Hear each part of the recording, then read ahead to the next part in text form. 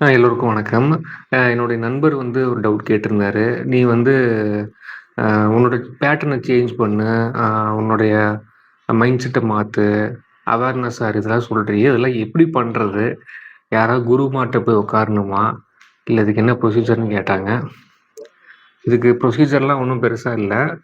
நம்ம ரெகுலர் டேஸ்ல ஒரு வீட்ல குடியிருந்திருப்போம்.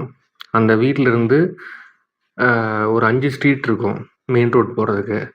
நம்ம லைஃப் லாங் பார்த்தீங்கன்னா, ஒரே ஸ்ட்ரீட்ட தான் மோஸ்ட்லி யூஸ் பண்ணி போயிட்டுருப்போம்.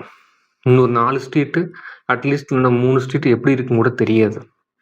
நான் என்ன சொல்றேன்னா, ஒரு சேஞ்சுக்கு நீங்க அந்த ரெகுலரா லைஃப் லாங் போன ஸ்ட்ரீட்ட விட்டுட்டு, நீங்க வாழ்க்கையிலே பார்த்துருக்காத அந்த 3வது, 4வது ஸ்ட்ரீட் வந்து போய் பாருங்க. ஸோ இந்த மாரி சேஞ்சஸ நீங்க எல்லா விஷயத்துலயும் அப்ளை பண்ணுங்க.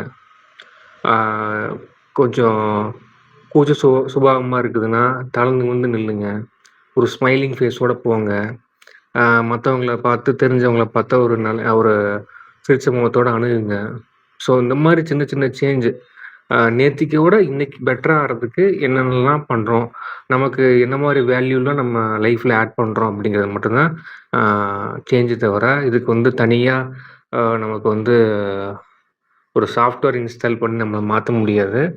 நம்ம மைண்ட் செட்ட மாத்திக்கிறதுன்னா இதுதான். நம்ம டெய்லி ஹேபிட்ட மாத்திக்க மாத்திக்க, மைண்ட் செட் வந்து அதுக்கு தகுந்த மாரி நம்ம பிரெயின் வந்து ப்ரோகிராம் பண்ணிக்கும். So simple. Thank you.